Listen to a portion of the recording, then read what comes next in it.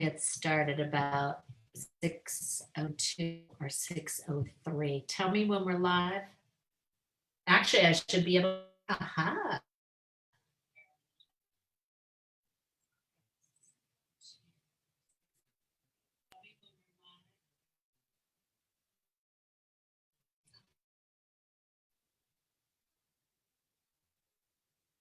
Thank you for joining us, everybody.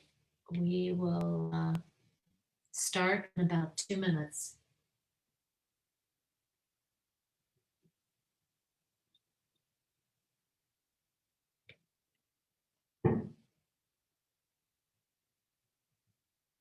Times like these, I always want background music.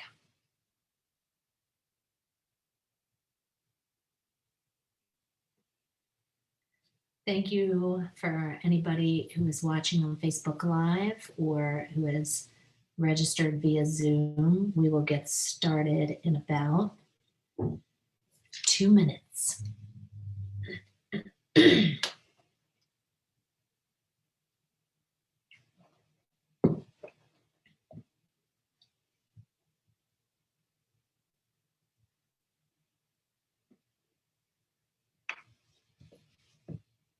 Time always goes so slowly when I'm waiting for it to become 6:33. For anybody who is watching via Facebook, we're going to start in about a minute. Thank you for joining us, everybody.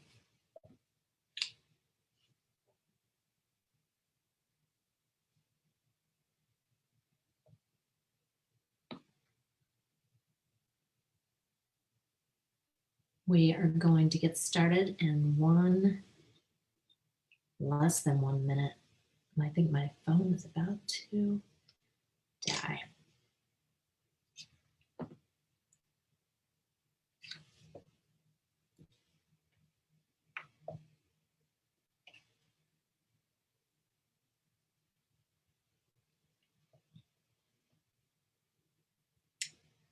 Okay, so we are going to get started here. So I had this first slide on here. There are a lot of celebrities on there, athletes, singers, actors, there's a politician. What do they all have in common? They all have mental illness. Mental illness does not discriminate. Rich, poor, black, white, male, female. NAMI, we are a mental health organization, and we are dedicated to bettering the lives of the millions of Americans and their families affected by mental illness. NAMI is actually the nation's largest grassroots mental health organization. At NAMI, we support, we advocate, and we educate through presentations like these. We are looking forward to this evening's Say It Out Loud event. With tonight's conversation, our youth advocates will help to reduce the stigma surrounding mental illness. Please take a look at our website if you haven't had a chance yet. It's listed on this slide. We try to keep the information updated. It lists all of our upcoming events, our support groups, our classes. Tomorrow night at 7 p.m., our affiliate is hosting a presentation with EVMS psychiatrist Dr. Spiegel. He will be discussing why it can be so hard getting a correct diagnosis. That's going to be a great discussion. May is actually coming up. It's Mental Health Awareness Month. On May 1st from 10 to 11 a.m., you can join us down at the Old Beach Farmers Market. It's Croc's parking lot on 19th Street. There's going to be a community kindness rock painting. On May 7th, EVMS and CHKD are having a virtual conference. It's titled Youth Suicide Risk and Prevention. The mental health crisis among children and teens emerged before the pandemic, and those concerns have just skyrocketed now. So registration for that conference is on CHKD's website. Before I pass this over to Melvin, our moderator, I'm going to show you a short film. It shows the 10 common warning signs of a mental health condition. and why speaking up about experiencing these signs is important. The warning signs show visually the reality of what many youth with mental health conditions experience. In the film and on our panel, you are going to see great examples of how recognizing the warning signs and getting help can positively impact your life. Let me just resize this a little bit. Mental health conditions are more common than you may think. 1 in 5 youth or young adults lives with a mental health condition. Do you know the warning signs? Like feeling sad or withdrawn for more than 2 weeks. Severe mood swings that cause problems in relationships. Intense worries or fears that get in the way of daily activities. Sudden overwhelming fear for no reason. Or seriously trying to harm or kill oneself, or making plans to do so. Not eating, throwing up, or using laxatives to lose weight. Significant weight loss or weight gain. Severe, out-of-control risk-taking behavior that can cause harm to self or others. Repeated use of drugs or alcohol. Drastic changes in behavior, personality, or sleeping habits. Or extreme difficulty concentrating or staying still. If you see these signs in yourself or a friend, tell a trusted adult. The first step to getting help is to say it out loud. I like to say it's like a roller coaster that I didn't buy a ticket for. It's always something that's there, but doesn't really consume or control my life. I've gotten teased, I've gotten judged. And about living in spite of having a mental health condition as opposed to living with having a mental health condition, because it's never been something that I really define myself by. My diagnosis doesn't define me. Like, I have a bunch of diagnoses, but that doesn't mean that I am my diagnosis. And I kind of had to learn that. I started noticing a few things that were a little off, and then I'm really close with my older sister, my half-sister, and she actually was the one who kind of mentioned some things to me, and she was the one who kind of advocated for me when I didn't know how to advocate for myself. I mean, now I'd say that I was having kind of adrenaline rushes, that I was getting cold sweats, that I was going into panic attacks. So it's really hard to just tell myself, like, you can't shut down, because if you shut down, like, it's just gonna get worse. I tried a few different practitioners, different therapists, counselors, psychiatrists, and I really worked to find what worked for me. And it's just, again, not letting mental illness or people who kind of brought you down win. I mean, we see it all around us all the time, and I think kids and adolescents are our most vulnerable populations and most innocent. And I remember what it was like, and I don't wish it on my worst enemy. Eventually, there's going to be a tomorrow that isn't like today. Well, hope means to me, the only thing it means to me is hold on, pain ends. Sometime in life, everyone has a great battle to fight. And whatever it be, the best that you can hope for is that you have people that will listen to you and support you. And that you will have the strength to believe in yourself and to fight for yourself, because if you don't fight for yourself, you can't expect anyone else to. One small crack doesn't mean that you're broken. It means you were put to the test and you didn't break. It's a lot more prevalent than you think, and it's probably right next to you if you look at the person right next to you, I feel like people recognize it, but they don't recognize it in like a good way. They kind of recognize it like I don't understand, so I don't understand it, so it must be something bad. But if you make it about someone's neighbor or someone's classmate, someone's best friend, and they tell their story, then it's really hard to keep it out of your bubble, to pretend that it's not there. So we really need to, I think, personalize it, and just to have as many people that are comfortable talking, talk, because the more it's kind of put at the front of attention and the more people know about it and have an open dialogue, the more change happens. And I think we just need to have an honest, open conversation and not be afraid to correct people if it's wrong, if it's incorrect, if it's invalid, inaccurate. I feel like if you sit down and have a heart-to-heart and not just, you know, mental illnesses affects like one in every how many people, and like if you actually share your own experiences, not just facts, then I feel like people will be more comfortable talking. Through telling stories and sharing our experiences, we can relate to each other more than maybe a fact sheet or something more clinical. You know, and just I think we need to take things more seriously. And if you know, one of your friends says something that's not like them, or that even kind of just puts a weird feeling in your mouth, say something. I mean, if you care about them, you know.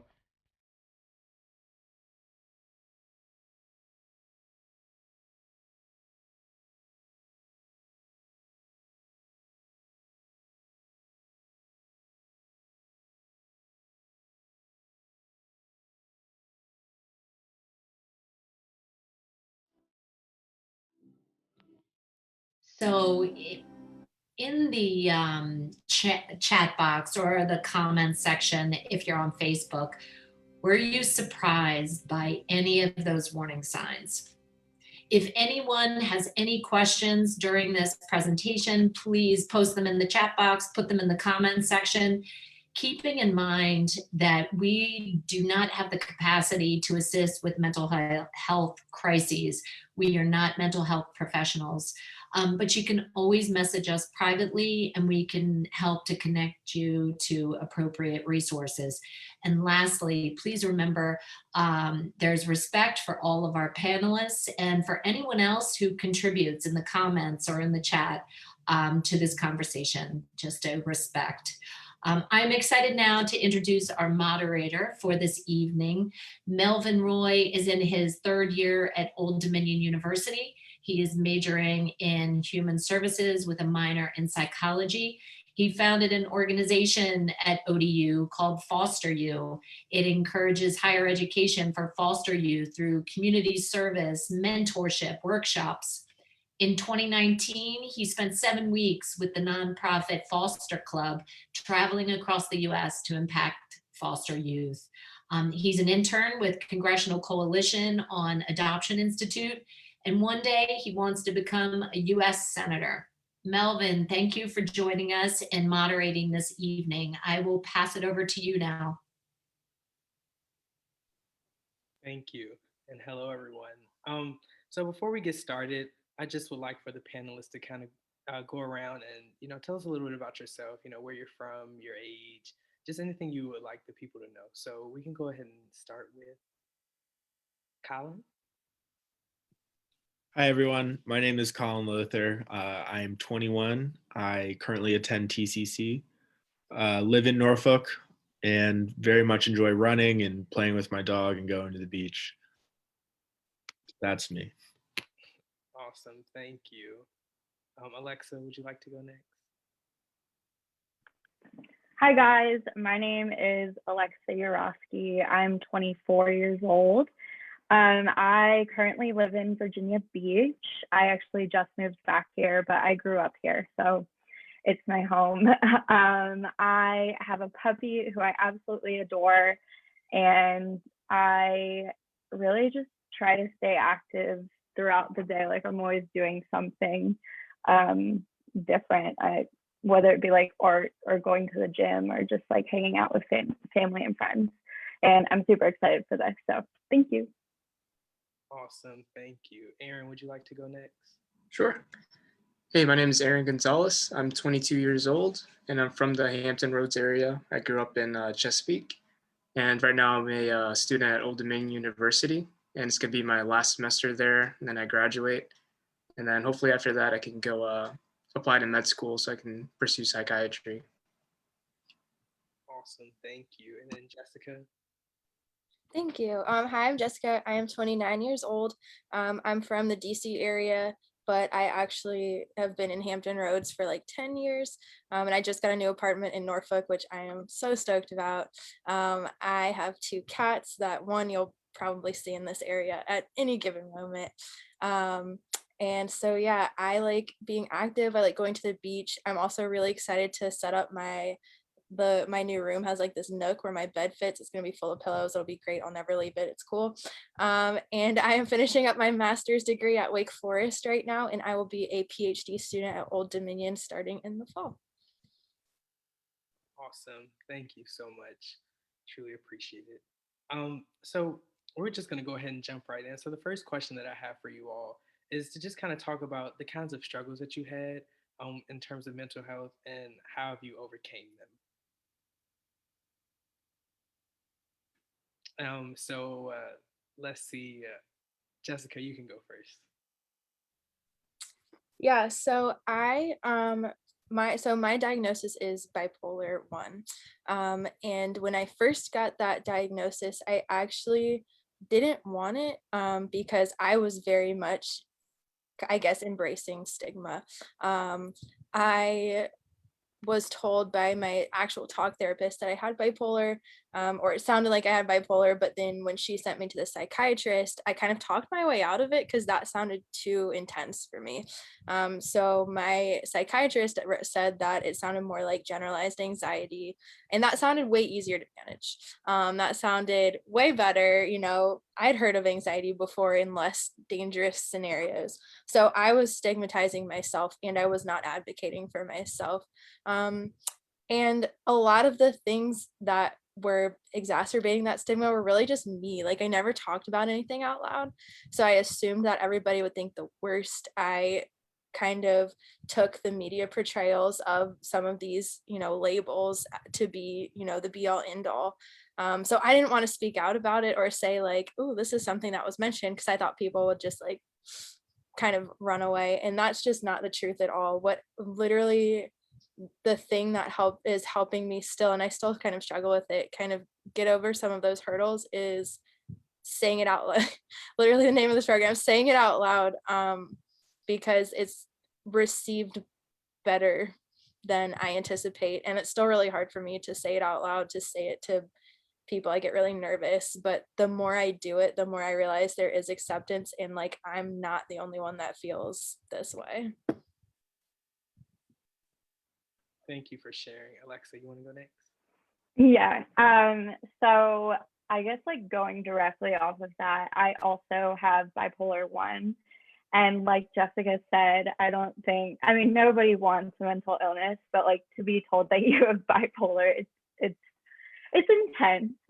There's a lot that comes with it, and kind of similar to her. In the beginning, I didn't want to accept it. I was in denial, but then I started to learn about it. And I was also surrounded by a lot of people in NAMI who had very similar stories. And I started to feel a lot less different and like abnormal. But I mean, I guess I still felt different, but it was in a more like positive way. I was like, okay, so there's nothing I can do to change my diagnosis, but there's a way that I can respond to it. I can learn about it. I can like, how does this help my story? Like, how does this help me reach others? And I can truly say, because of everything I've been through, it's been like so great for me to connect with other people, whether it be like with their anxiety, depression, because I've experienced all that too. I live with anxiety as well and PTSD. So I've experienced a lot, and I think what has helped me get through like the stigma and stigmatizing myself and receiving that from other people is, again, to say it out loud, to talk about it, I think like talking about it gives it less power. And it definitely opens doors and helps you connect with other people in a really, really beautiful way, I think. Awesome. Thank you. Aaron, would you like to go next? Sure. For me, I was diagnosed with major depressive, and for a while, like I tried to treat it almost as if like it was a disease, like a physical disease or something. I would try to, I thought, oh, if I just go to the doctor, I'll be better because they'll give me a pill or they'll suggest something to me.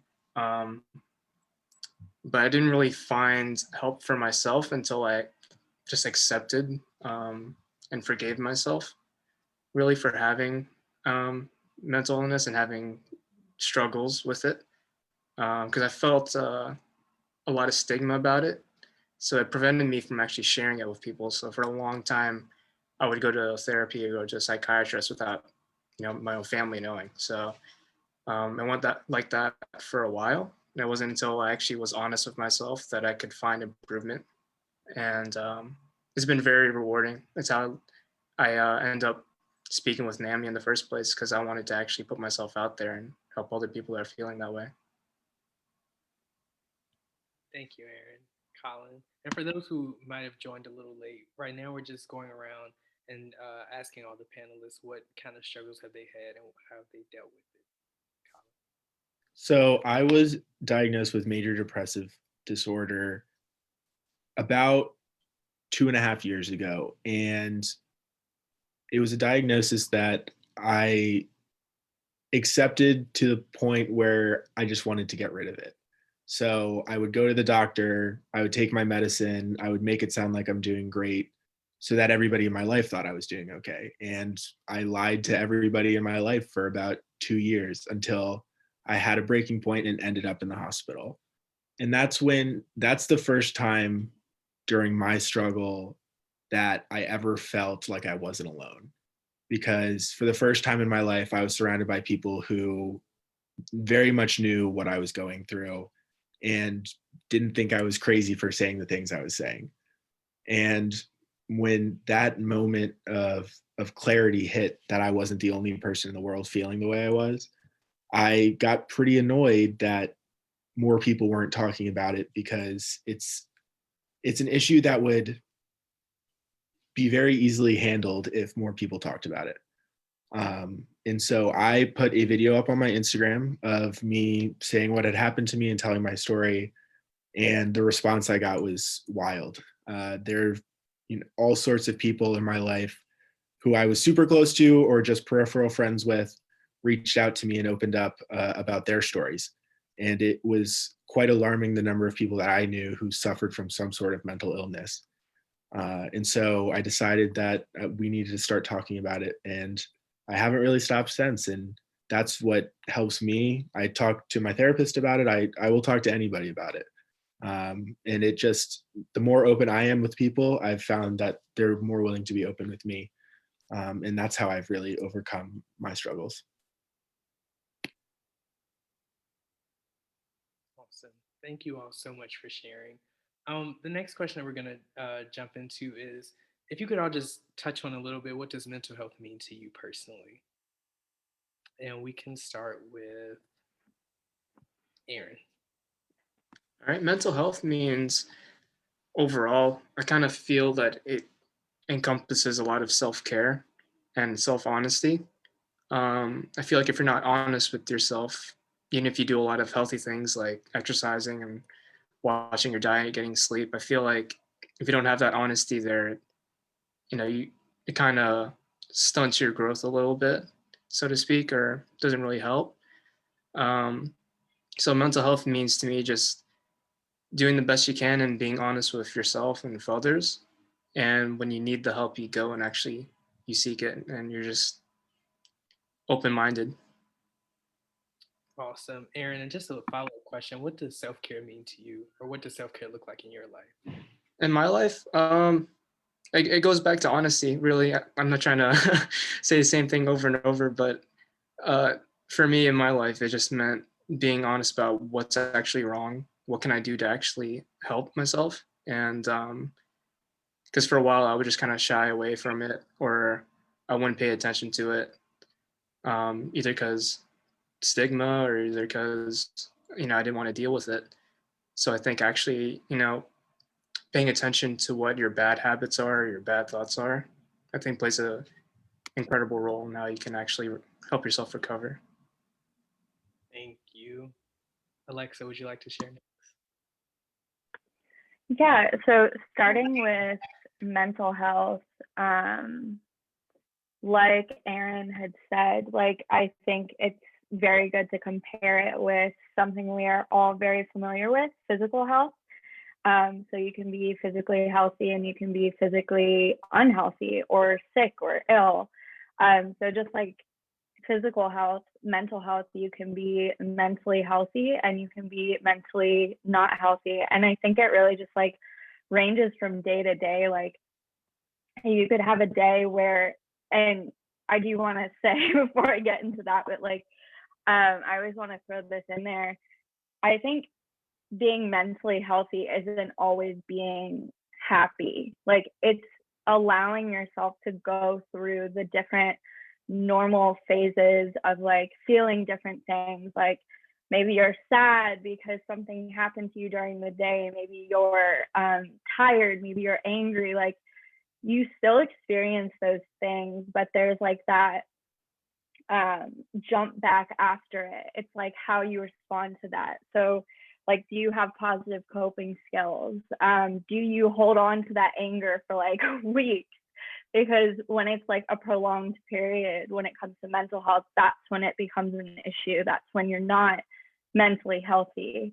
So like with depression, if you're sad for weeks and weeks and weeks, that's when it crosses over to being like depression and not just sadness. So I think just mental health is both the good and the bad. Like, where are you falling on it? Do you have the coping skills? Are you experiencing like all levels, but like average, not like way too high, way too low? I don't know if that makes much sense, but yeah, I think comparing it with physical health is really smart, because like we can still be physically healthy and like get colds, get allergies and whatnot.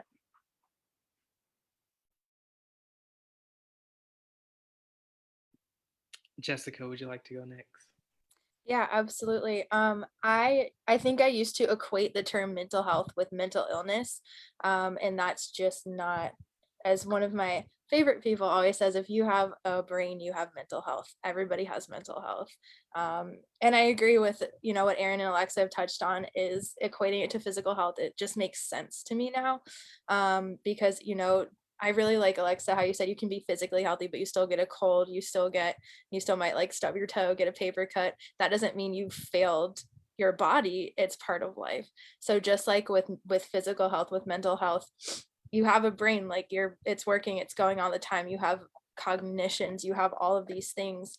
And if you feel sad, if you feel anxious, if you feel nervous, guilty, all of those things, like not great. None of us love it. But that doesn't mean that it's a failure. It doesn't mean that something's terribly wrong with you. It doesn't mean you're defunct. And I think I used to think that, I thought the picture of mental wellness was, happy and positive all the time. And that's just not what it means to me. Mental wellness is, like the other panelists have mentioned, having the wherewithal to be honest with yourself, kind of recognize, when you're either falling into a downward spiral, or even going up, for me, like going up into a manic spiral, recognizing that and knowing what to do with it, leaning on my support system, being cognizant of, medication and routine, and, exactly like Erin said, self-care. And yeah, I think I'm rambling at this point, but yeah, it's just mental health. I feel like it's so integral to, just daily life. And it does also, affect physical health too. And I think the two are so, interchanged. And, I'm trying to do, one of my self-care routines really is allowing myself to feel my feelings. And that sounds kind of silly, but like, I think I used to punish myself or be ashamed of myself for having certain feelings, and that's not productive. That's not helpful to me. So that's one of my self-care things that I'm trying to do right now, is just feel my feelings as they come and figure it out. Not shaming myself for having any type of feeling, any type of emotion, because like I tried for a really long time to be numb and to not have any feelings or emotions, and that sucked. I missed out on a lot. So mental health is just feeling feelings to me. Thank you, Colin. So I think one of the biggest things about mental health for me is the recognition that it takes time, just like physical health. If you're training for a race, it doesn't happen overnight. And being mentally healthy doesn't happen overnight either. It's a difficult thing to figure out because it's not as normalized in our society. Being physically fit you can look up all sorts of YouTube videos, or you look at professional athletes and you see how to be physically fit. But being mentally healthy it's more difficult because it's just not as talked about. And so being mental health to me has just become so important, and that's why I talk about it, because I understand that a lot of people don't work on it like they do their physical health. And so it can lead any single person that you know into a bad spot. And if you haven't been open and honest about yourself and have coping skills and are able to recognize when things aren't going great, then it could lead you in a downward spiral that gets pretty dangerous. And so mental health to me is just, again, being honest with yourself, being open, being vulnerable with yourself, but also with, you know, your friends and your family, to make sure that you're working on your mind as much as you're working on your physical body. Awesome. Thank you all so much. We do have a question from Facebook. The question is, for those on the panel who take medicine, how did you decide that you were going to take it, and when you was, start it? Let's see. Alexa, go ahead. Okay, so I'm just laughing because with me personally, if I was not taking medication, I would be in the hospital right now. So one of the downsides, I won't even say downsides, but like one of the things that comes with having bipolar, for me, is I need to be on like antipsychotic medication, not just one, like multiple. I think I'm taking 6 different medications right now. And it took a while for me to like figure out like the right cocktail, like what my body needed, what my brain needed. But it didn't really take me deciding that for myself. It was me getting forced to go to the hospital and them being like, no, this is part of your morning and night now. Like, you have to take this if you want to leave. So it's just become like part of my morning and night routine. Thank you, Jessica. So I was also laughing because my journey into medication was not, I don't know if there's a traditional anything in the mental health field now that I'm thinking about it. But so when I first started taking medication, it was actually medication for anxiety.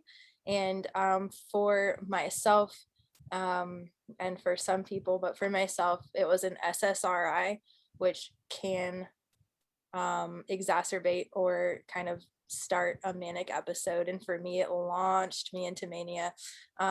So I started taking it because like I didn't know anything about anything, and B, I went to therapy, and literally my chief complaint was I feel too many feelings and I didn't want to feel them anymore. I was in like a depressive state, and I was feeling things.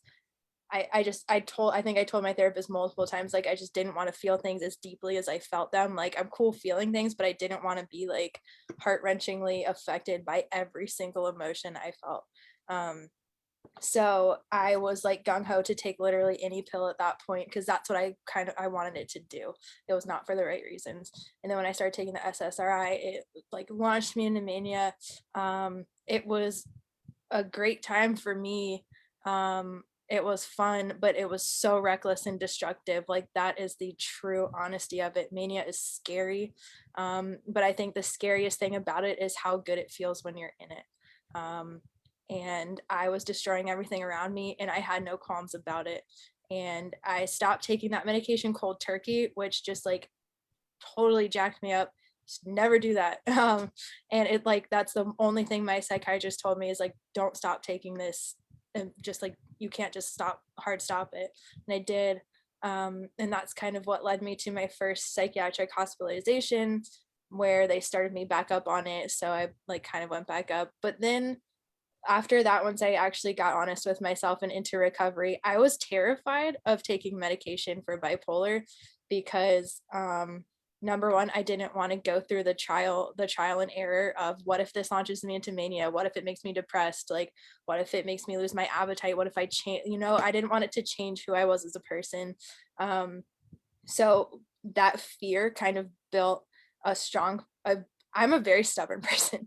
So it built kind of this foundation of I can manage this with like diet and exercise. And I think for some people that can be true. And for me, it did work for a long time. So I had to really curb my caffeine intake, out substances, alcohol, really couldn't, do any of that. But wasn't great at keeping myself regimented. So then in another bout of honesty, it's just kind of, healing's not linear at all. But in being honest with myself in this new phase, I realized that like, not so much that I can't do this without medication, but now I don't really want to. And I don't see it as a crutch or like I think I saw it as maybe another failure or something that, I couldn't be normal. I had to have this assistance, but now I kind of just see it as like a booster, a help. Like if I need a step stool to reach something in the cabinet, that's fine. If I need to take a pill to, maintain stability and live the life that I want to live, that's okay. I'm going to do that. So for me, also like Alexa, was a long process. There was trial and error, even though I was trying to avoid the trial and error. And mainly, the biggest thing I keep coming back to is just self-honesty and acceptance of what I need and being okay with that. Thank you for sharing. Is there anyone else that wanted to share before we move on? Yeah, I'll share. I, like Jessica, probably started medicine for the wrong reasons. When I was diagnosed with it, I was attending the University of Pittsburgh and participating in Naval ROTC. And I left for a semester when I got my diagnosis to try to kind of get my life back under control. And part of the way I was going to be allowed to rejoin ROTC was to get doctor's clearance. And the doctor would only clear me if I started medication and went to therapy and showed signs that I was going to be able to be a naval officer. And so I started medication to kind of check the box of me being able to participate in ROTC again. I took that medication for a while and then stopped without telling anybody, which again is a horrible idea. And then when I ended up in the hospital, they started me on a new medication. And I think it's important to mention that, medication doesn't necessarily work for everybody. There are people who can get out of their depressive hole with diet and exercise. And if that works for you, that's fantastic. And we're not here to push medication onto you, but I am a huge proponent of medication for myself because, like the people who have already talked, I would not be able to function very, very well without it. But that's how I started, and that's kind of where I'm at now. Thank you. Thank you all for sharing. The next question is, what advice would you give to your younger self, knowing what you know now?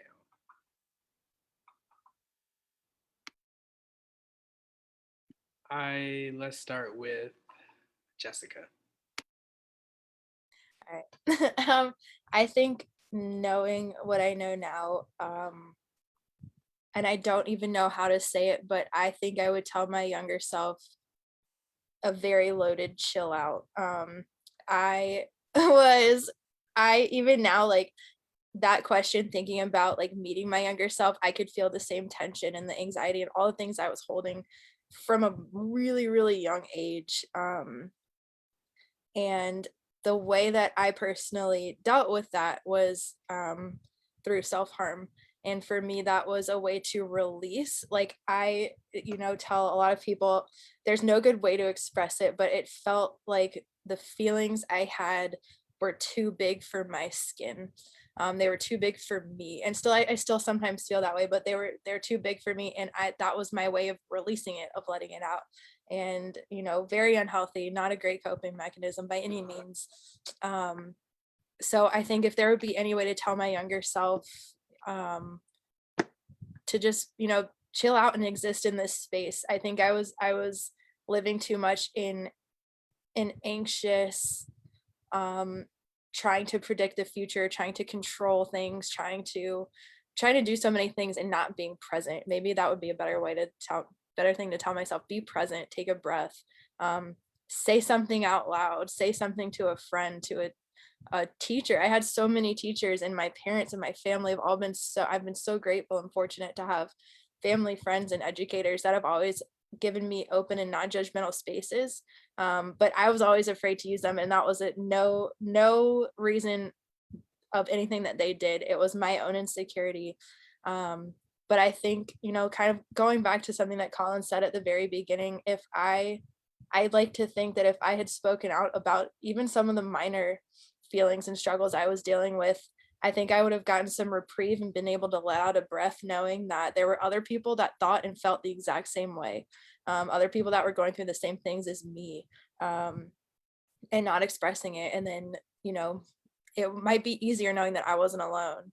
So I think any of that in some more eloquent form, because younger me also wouldn't probably listen, but just the importance of taking a breath, taking a look around, grounding myself in the present moment, and really recognizing that I'm not the only one going through what I'm going through. And if I disappear too far into my thoughts, then I could, stay there forever and miss out on so much. And I don't want to do that.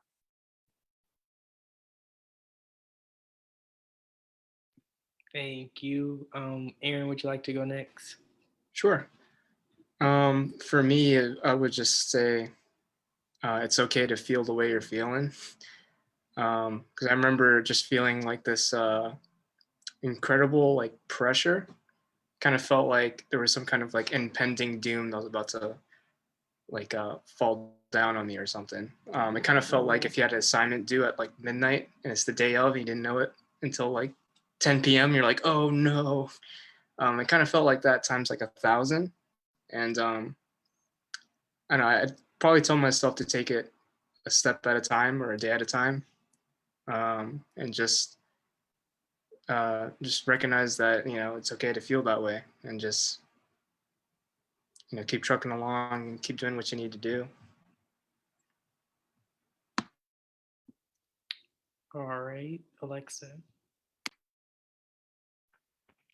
I would definitely say to my younger self, the first thing that comes to mind is just to trust your support system. And I guess before that, know who your support system is, because I don't think I really trusted anybody. I was very paranoid and just very self-conscious of everything I was going through. And I felt like I couldn't properly lean on anyone. I wasn't letting anyone in. And it wasn't even because anyone had let me down. It was just, I didn't want to open up. I think it was admitting to myself at the same time. And I didn't want to admit it and make it a truth that I was struggling with so much. So I would definitely say know who your support system is and trust them. And that's what comes with a support system. That's why they're your support. And then also just talking about it with people can make these connections that, can turn into amazing friendships. And I see that now, but I think back then it was still such an ego thing. I didn't want people to know that I was feeling broken and completely lost and all these things, when I think a lot of the people around me were probably feeling the same way, a big chunk of the friends that I had. So I think it would have fostered a lot of deeper friendships, but I can't go back. But that's what I would say if I would go back. Thank you, Colin. So I would tell myself, and this is going to sound a little ominous, but that life is not always as easy, because in high school, and that's okay, but in high school, I had everything going for me. I had great friends. I was able to get a full ride to college. I performed well in school and in athletics, and I was, on cloud nine. Everything in my life was going great. And then I got to college, and college was really hard. I was taking a full load of engineering credits as well as participating in ROTC. And that first time I failed a test, I just crumbled. And I wasn't able to recover because I had never dealt with anything difficult in my life. So it became when I saw, the first failed test, instead of being like, okay, that's fine, I just need to buckle down and study more, it turned into, no, you're too stupid to do this, like you're not capable of doing it, so then why should I even try? And I just had absolutely no coping skills going into college, and I was away from home for the first time, and all of these things that were happening to me, I had no way to deal with them. But I continued to put on the facade that everything was great, and I was doing great at everything, and so the rest of the world wouldn't know. But I think if I had known, and it's not that people don't tell you that college is going to be hard, I just didn't listen. But if I was able to go back and kind of tell myself to check my ego a little bit, because if we're being completely honest, like even 3 years ago, I had just a massive ego. I just thought I was the man, and that really came back to bite me in the butt when the world proved me otherwise. Thank you all for sharing. Like Susanna said in chat, this is great advice. The next question that we have is from Facebook, and it's, what age did the warning signs begin to pop up? Alexa. I keep unmuting myself. I'm like, that's a bit presumptuous. But so I started experiencing like my first signs of depression when I was a freshman in high school. So before then, I mean, I was just so happy, very naive, just like living my best life. And then high school came around and everything kind of plummeted. So yeah, it was when I was a freshman in high school for the depression, and then for the bipolar, that was brought on when I was a sophomore in college. So Aaron, would you like to share next? Sure. So I really relate to what Colin said earlier, because it wasn't until I got into college where it started really affecting me too. I was around like 18, and it was mainly just the fear of what the future had in store. It was mainly the anxiety and pressure of realizing I needed to grow up, and how to navigate like life in general. Knowing I'm not like a little kid anymore, and it really was having no skills, no coping skills to really manage how I was feeling at the time and how things were changing. So for me, it was like just the college experience that kind of really started showing me where the cracks were. And then when I actually did um, have problems with mental health, it kind of just all unbuckled. Thank you. Colin, did you want to share? Yeah, so just like I mentioned, mine started my freshman year in college, so I was 18 at the time. And Jessica. Yeah, so mine, I know looking back, I think I've always had a lot of anxious tendencies. And as far as the mood cycling, it's really difficult, especially with like, I was a teenage girl in every sense of the term. So but like, especially in high school, I think I would say midway through high school, I definitely started feeling the bigger swells of like, I'd feel really grandiose for a while, then I'd feel really, really down for a while. Always underlined with anxiety, but I think the I wouldn't say danger, the more exacerbated, the more than just like teenage ego started happening for me, I'd say midway through high school. Thank you all for sharing. Kind of, I guess, branching off of that question, as you all have gotten older, how have you handled self-disclosure? And we can start with Colin. So I am at this point open about everything. Like I have put it on my Instagram, my own Instagram. I have a secondary Instagram where I talk about mental health, and I quickly became aware that I just didn't really care anymore about telling people. For so long, I was so scared to open up, and with the fear that people would, I don't know, the fear that people would think I was weird or crazy or whatever it is. And I've just gotten to a point where I will, if I feel the person needs to hear it, I will tell them. And if they ask, I will share everything they're comfortable hearing. Because, you know, my story is pretty heavy when I get down to it. And if somebody's willing to listen, I will tell them. So I'm open about everything.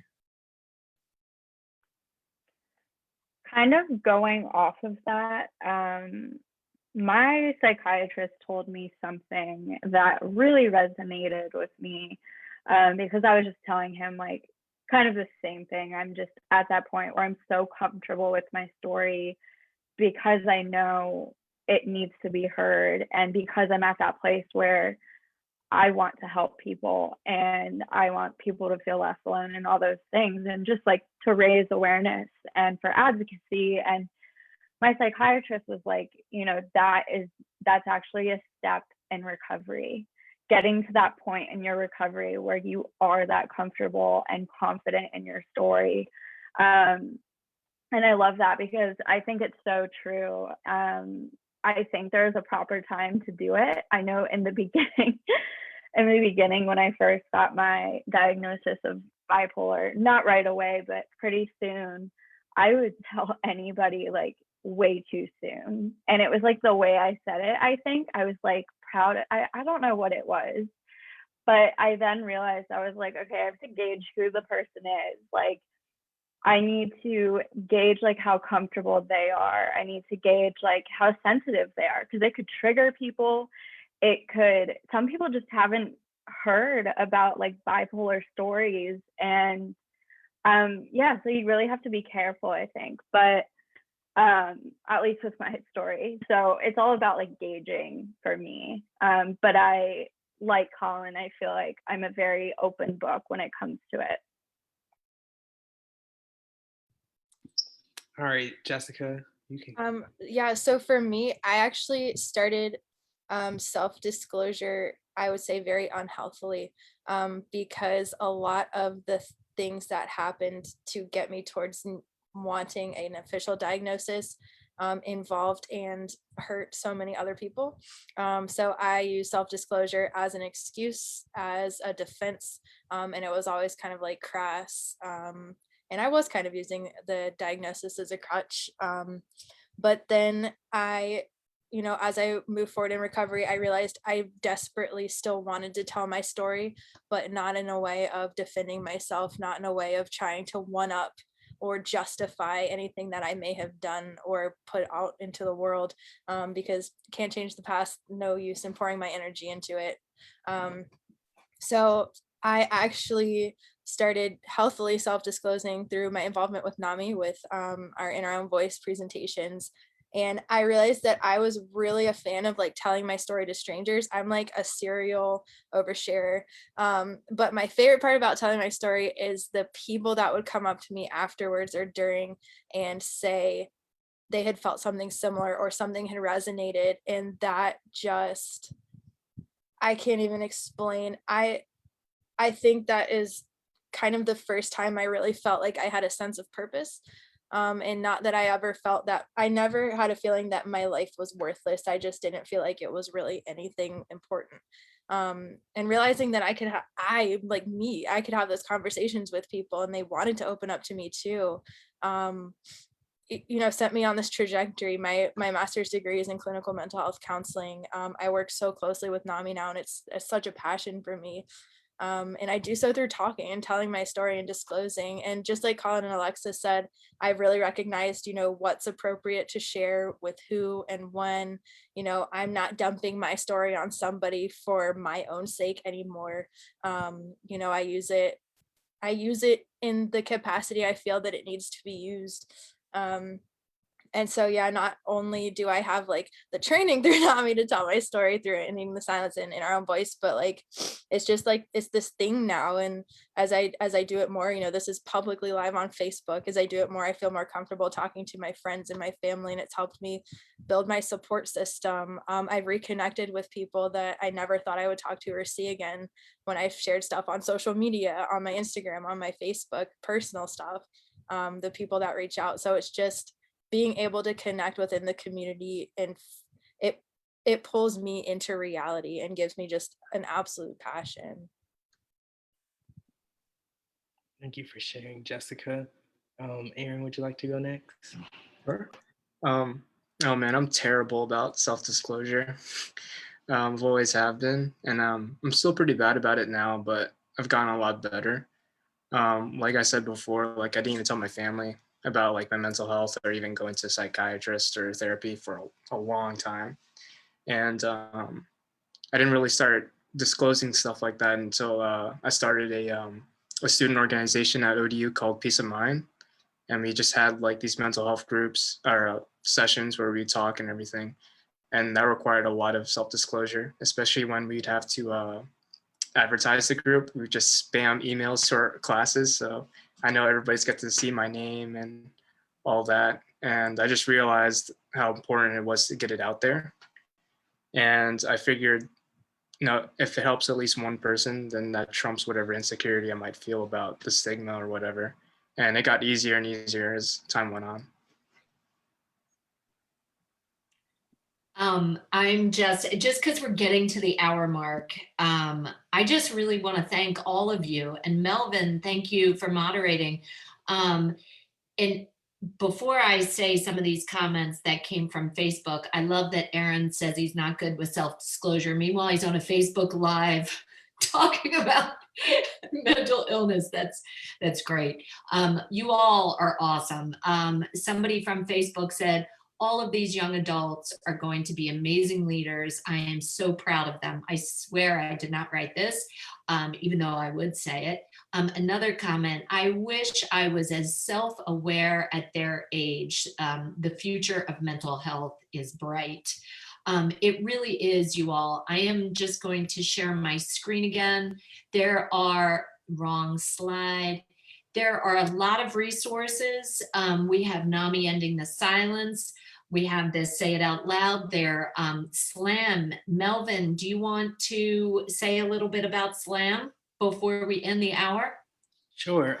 So SLAM Group is a partnership between NAMI and UMFS, and we have a group once a month on the third Tuesday of each month where we pretty much, engage in fun activities for the youth, and just pretty much have like an open space for youth to come and share, kind of things that they're going through. And it's just a safe space for youth to come and, engage in fun activities. So and where would they find the information? Is what website, or how would they join it?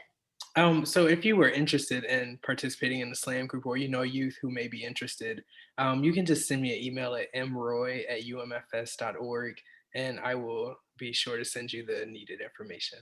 Will you put that in the chat box right now? Sure. And then Jessica, will you tell us, we are at 7:28, about the youth committee? Yeah, so the youth committee is, and also thank you so much for the incredibly kind words on Facebook. The youth committee is filled with people doing just that. It's young, it's any age, honestly. Anybody who is passionate and driven about ending stigma, bringing, resources to the children and youth of our community, allowing them to feel safe and heard and express themselves. And this looks like, everything from people being advocates, people being on panels like this, but also people doing social media, graphic design, marketing, outreach, fundraising. So if there's anything that you have a passion for and you also want to exercise that in the mental health field, this is the place for you. I am the one that chairs that. So I welcome and encourage anybody with open arms. Yeah, definitely. And just to cap it off, We do, if anybody watching this on Facebook or if you've linked into the meeting, our Ending the Silence targets middle school, high schoolers and their family, their communities. Maybe it's school member, maybe it's youth group. Everything we do is free. Everything we do is open to anyone and everyone. So just reach out to us and we would be happy to help. So thank you very much, everybody. Thank you again, panelists. Thank you, Melvin. And I wish you all well.